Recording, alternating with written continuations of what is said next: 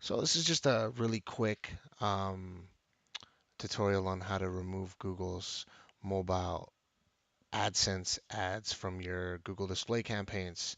And I'll explain why you'd want to do that above this video, probably in a post somewhere.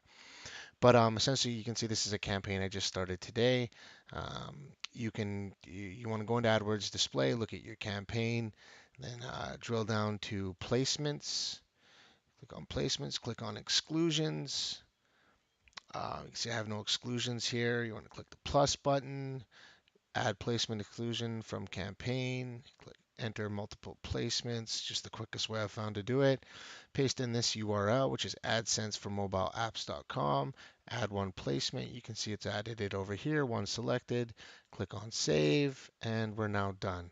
And that will exclude the AdSense network or the mobile app AdSense network from your display campaign.